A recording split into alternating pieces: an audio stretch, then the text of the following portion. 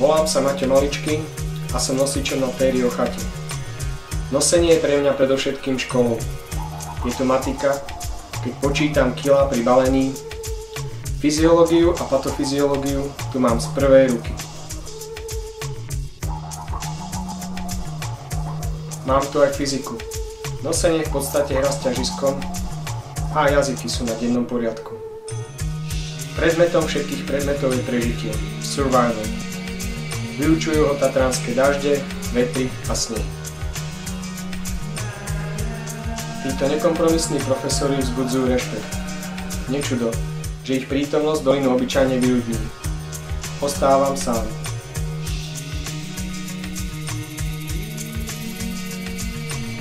V tých najextrémnejších situáciách sa musím spoľahnúť na dve veci. Pomoc kamarátov z chaty a termoprádlo DeWalt.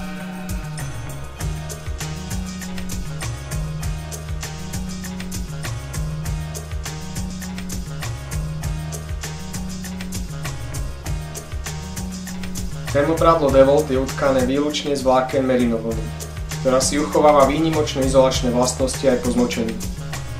A nosič je v podstate v kuse mokrý.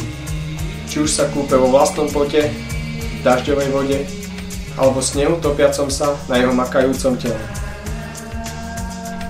DeWalt bol pred 150 rokmi vyvinutý pre námorníkov, využívali ho aj prví polárni bádatelia a teraz sa osvedčil aj pod nosickou krošňou.